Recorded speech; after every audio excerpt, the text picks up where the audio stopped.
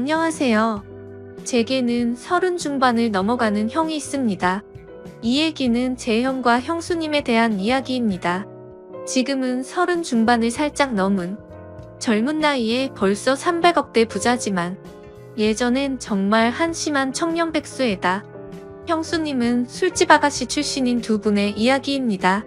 제 형은 어릴 적부터 머리가 비상해서 주위 사람들의 기대를 혼자 독차지하며 자랐습니다.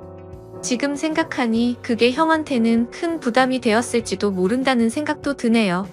항상 1등만 하던 형이 고등학교에 들어가면서부터 공부에 흥미를 잃기 시작하더니 끝내는 지방에 별로 유명하지도 않은 대학에 들어가더군요. 군대도 다녀오고 졸업까지 했는데 취직도 못하더니 자기 방에서 하루 종일 게임을 하는 것도 아니고 그냥 하루 종일 각종 포털 사이트를 넘나들며 인터넷만 하더군요.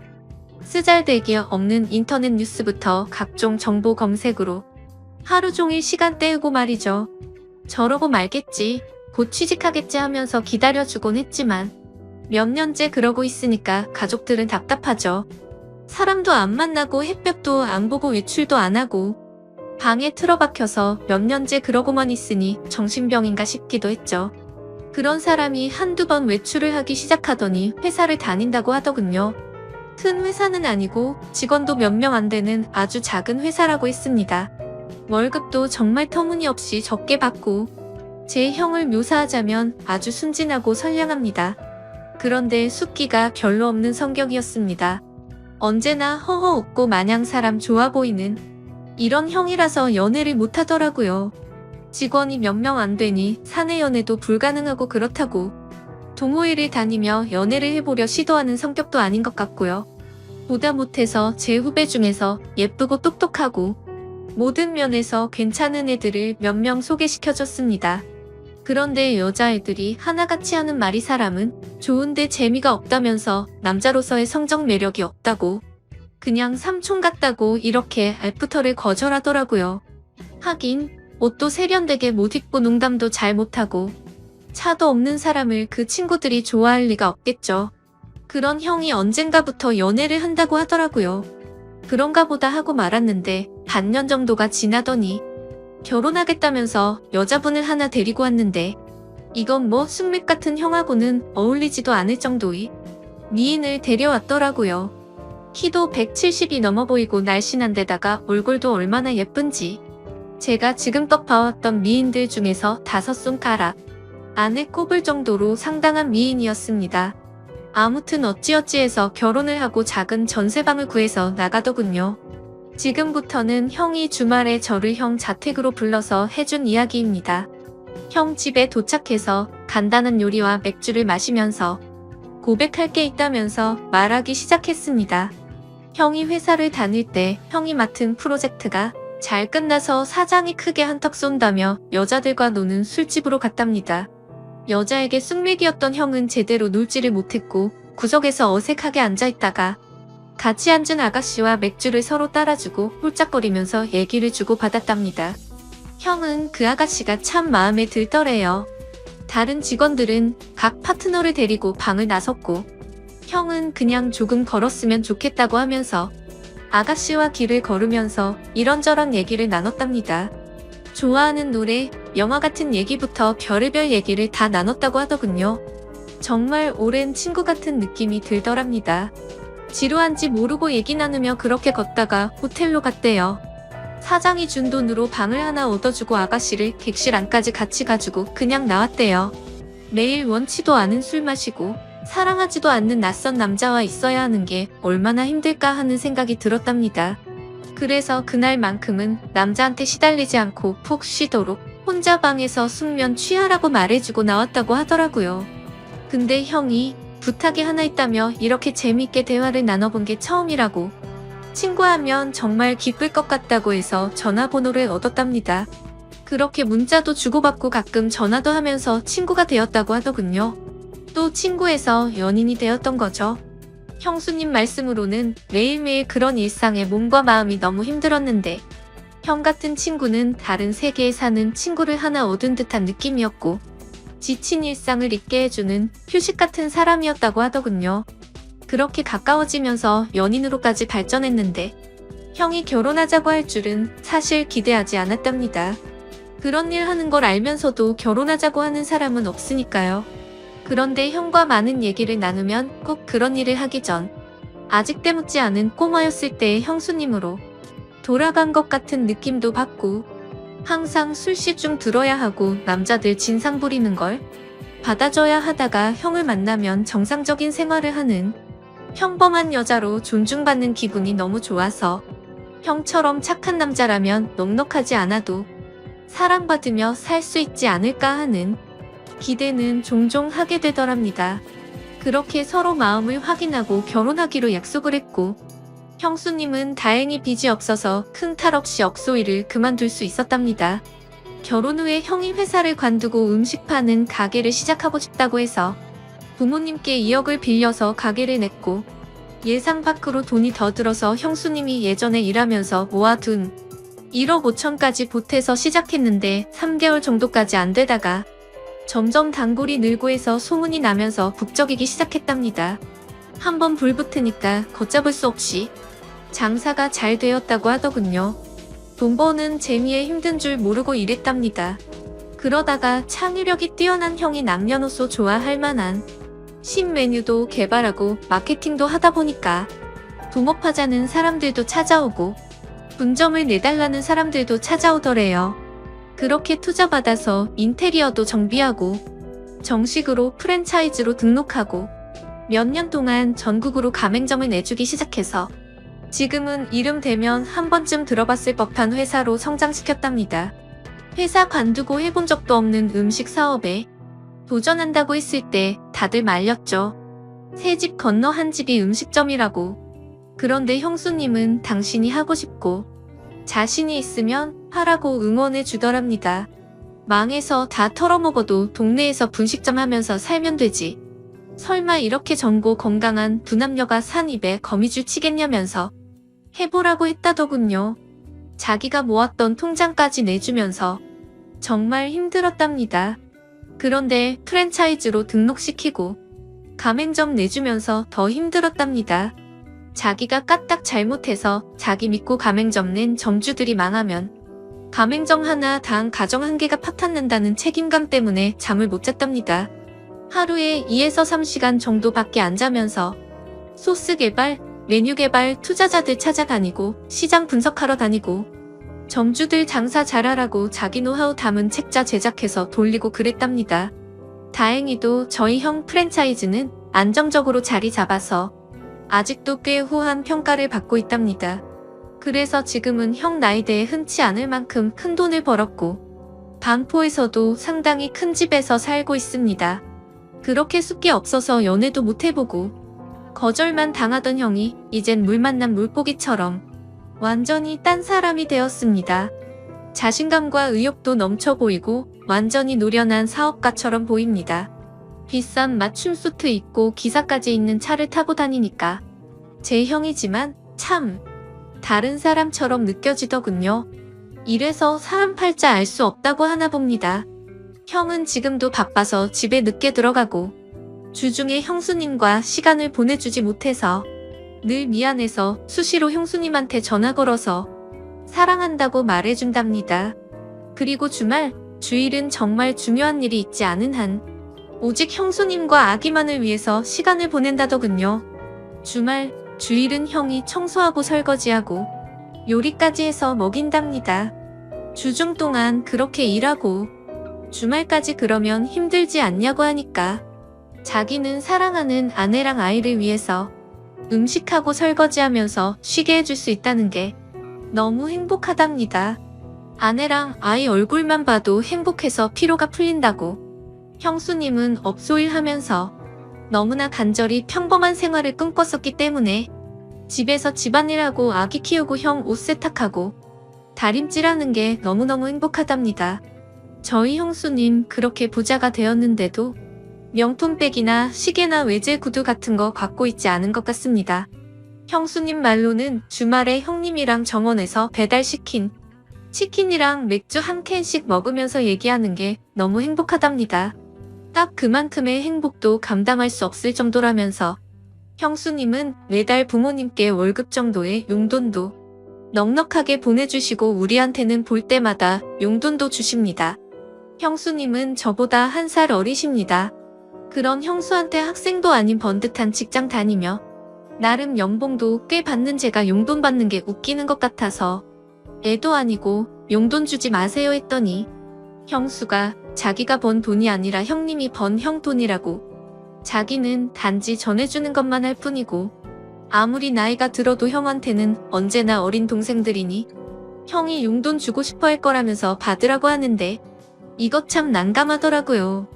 부모님은 형수님을 참 좋아하십니다. 남편한테 잘하고 시부모님께 잘하고 참하고 인물도 훌륭하고 뭐 보는 사람마다 며느리 칭찬을 하니까요. 저희 부모님도 형수님을 딸처럼 아끼십니다. 늘 우리 딸 그러시거든요. 처음엔 형수님 외모가 너무 바비 인형 같아서 어리숙한 형 등쳐먹으려는 꽃뱀이 아닐까 하는 의심도 했었지만 지금은 존경스러울 정도입니다. 시부모님과 우리가 형수님께 너무 잘 대해줘서 형수님은 자신의 과거에 대해 숨겨온 것에 대해 지금껏 늘 죄책감을 갖고 살았답니다. 그래서 털어놓고 싶어서 지금에서야 우리한테 말하는 거라고. 그래서 저는 누가 뭐래도 형수님은 우리 식구들이 가장 좋아한 우리 형수님이었고 앞으로도 그럴 겁니다. 형님과 형수님이 성실하게 살았다는 건 알았지만 그렇게 남들보다 몇 배로 애를 쓰며 살았다는 것까진 몰랐네요. 형수님, 앞으로도 우리 형님 잘 부탁드립니다. 고맙습니다. 하면서 절을 하니까 형수님이 고맙다면서 우시더라고요. 저까지 마음이 아프더라고요. 얼마나 마음고생을 하셨으면 인간적으로 존경스럽더라고요. 잠도 못 자고 남들보다 더 애쓰며 살았고 그 정도의 큰 규모의 사업체를 잘 이끌어가고 있고 부자임에도 사치하지 않고 참 건전하고 예쁘게 사는 걸 보니 내 형님, 내 형수님이지만 인간적으로 너무 보기 좋습니다. 부모님께는 아직은 말씀드리지 않는 게 좋겠다고 했습니다. 저야 젊으니까 이해할 수 있지만 어른들은 그렇지 않을 수가 있거든요. 죄책감을 덜기 위해 말씀드렸다가 혹시나 더 큰 걸 감당하셔야만 할까봐 서로 상처가 될 수 있는 사항이잖아요.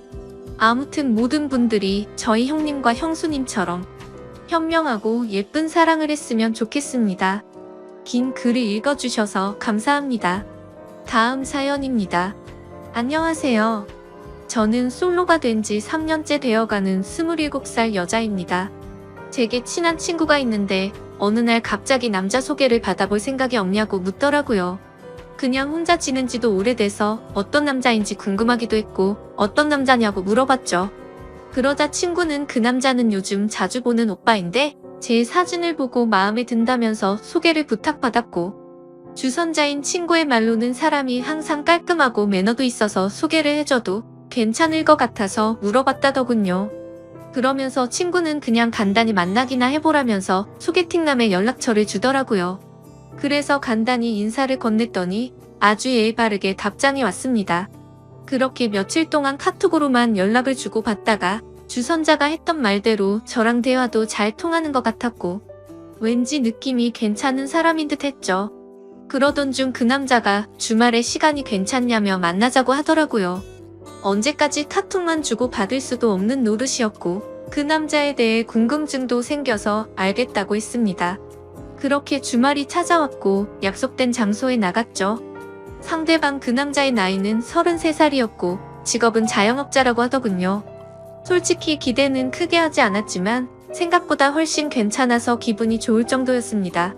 카톡으로만 연락하다가 실제로 만나서 첫인상을 보니까 생각한 것보다 더 좋은 인상이었고 키도 크고 깔끔한 차림의 훈남 스타일이었습니다. 그래서 저도 모르게 속마음으로 너무 괜찮다라는 생각이 들 정도였으니깐요. 소개팅남이 본인 차를 가지고 왔는데 같이 식사를 하러 가자고 하더라고요. 저는 배가 고프진 않았지만 소개팅남이 배가 고픈 것 같아서 해맑게 웃으면서 그러자고 했습니다.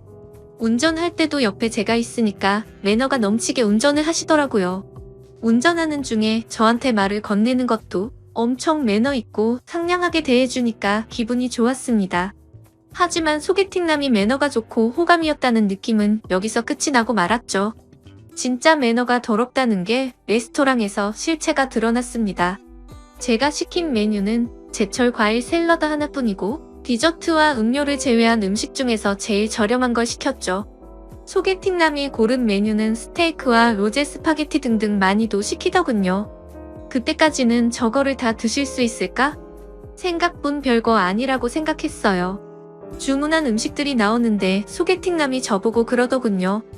혹시 채식주의자냐고 물어보면서 왜 채소만 시켰냐고 물어보길래 그냥 배고픈 것도 아니고 고기도 먹지만 채소를 더 좋아한다고 대답했어요. 소개팅남이 제 대답을 듣고 웃으면서 한다는 말이 너무 어이가 없더라고요. 저는 그쪽이 마음에 들어요. 제 여자가 굳이 싫다는 고기 억지로 먹는 거 정말 싫고 만약에 제 여자친구가 있으면 고기는 저만 먹고 채소는 여자친구한테 먹으라고 할 거예요. 이 말을 하면서 스테이크랑 같이 나오는 채소를 저한테 주더라고요. 아니 대뜸 헛소리를 하는 것도 어이가 없는데 무슨 분리수거를 하는 것도 아니고 저를 처음 보는 자리에서 지 여자친구도 아닌데 왜 지가 쓰던 포크로 저한테 채소를 주는지 너무 짜증이 났습니다. 그래서 그때부터는 입맛이 확 떨어져서 더 이상 아무것도 먹지 못하고 가만히 있었네요. 이것뿐만이 아니라 거슬리는 건 한두 가지가 아니었습니다. 제가 하는 말은 듣던 도중에 말을 끊고 묵살해버리고 자기 잘난 남자라는 뉘앙스를 팍팍 풍기면서 제 과거까지 캐내려고 하더군요. 혹시 아까 탔던 자기 차가 뭔지 알아봤는지 물어보더니 수입차인데 유지비만 1년에 소나타 한 대 값이 나간다면서 그런 말을 하고 장사하는데 한 달에 얼마 정도 벌어요부터 시작해서 저 첫인상은 어때요? 남자친구 몇 명 사귀어 봤어요? 그리고 전 남친이랑 왜 헤어졌어요? 저는 괜찮은 남자라는 소리를 많이 듣는데 왜 저한테 시집 오는 여자가 없을까요? 저것보다 더 많은 말을 했는데 지금 생각나는 건 대충 저런 내용의 질문이었습니다.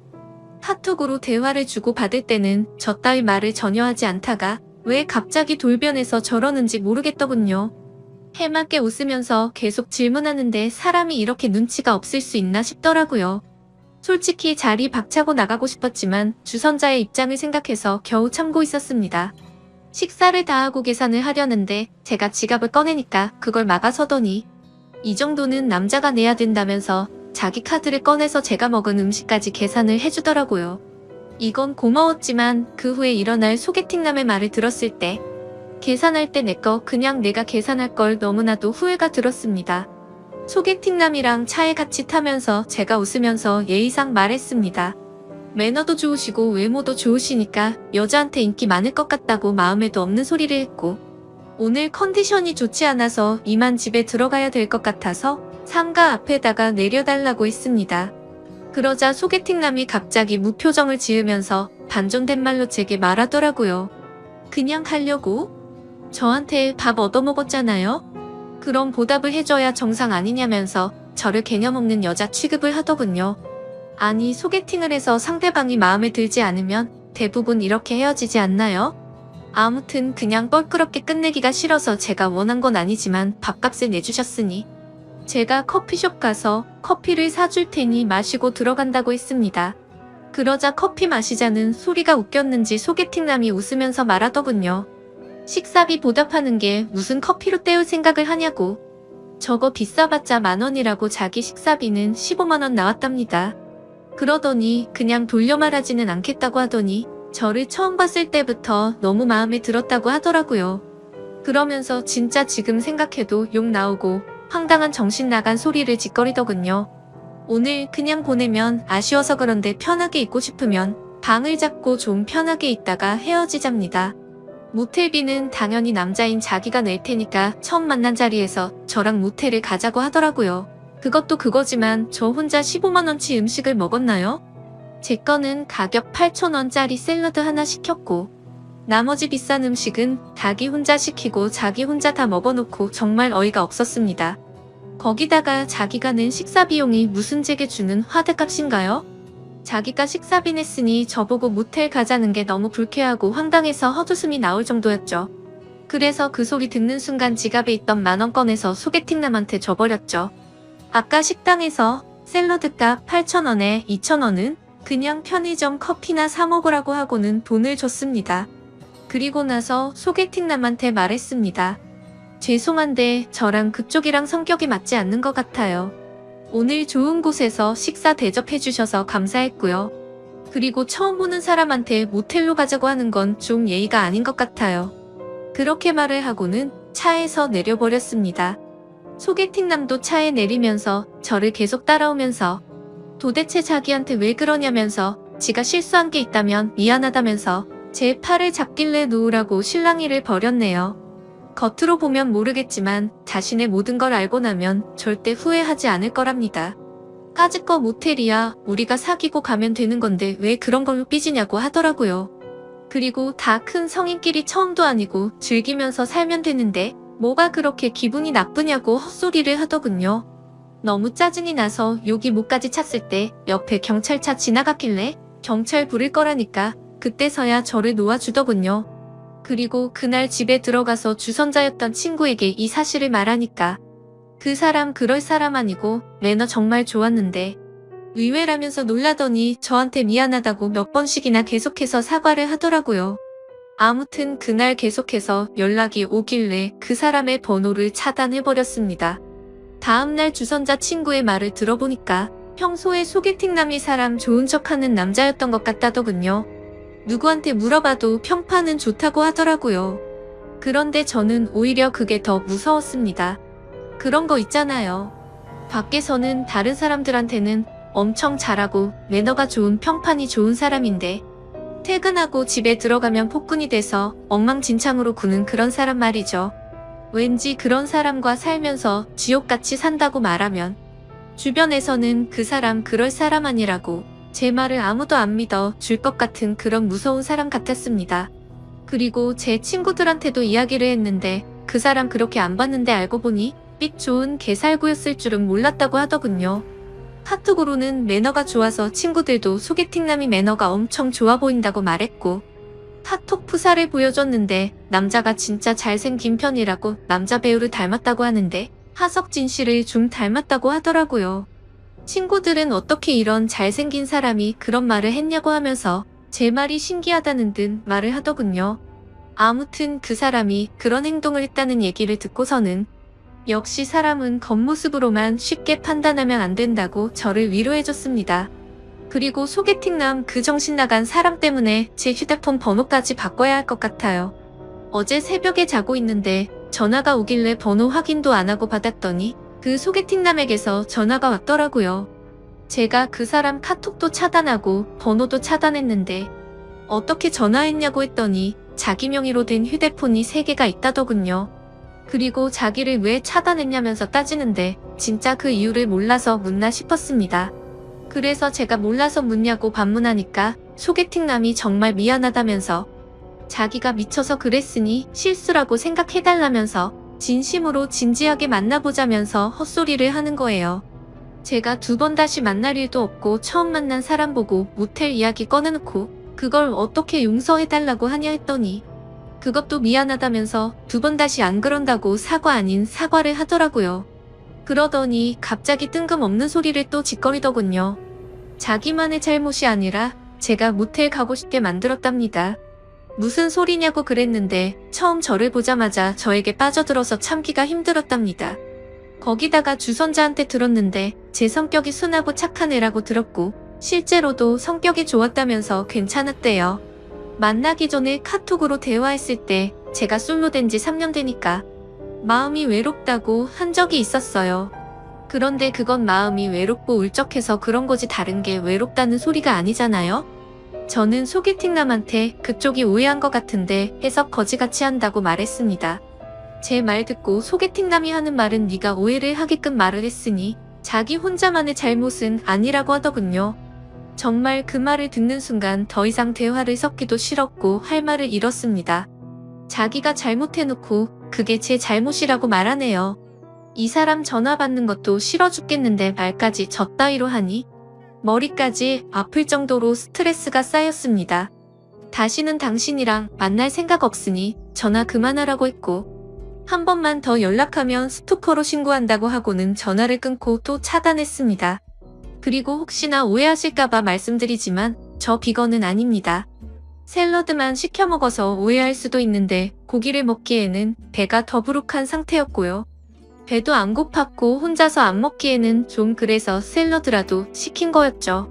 야채를 먹는 빈도가 더 높긴 하지만 저 고기랑 야채 둘 다 좋아하고 다른 사람들이랑 똑같이 고기 먹으러 가는 걸 좋아합니다. 아무튼 세상 살다 보니 이렇게 어이없는 일도 다 겪어보네요.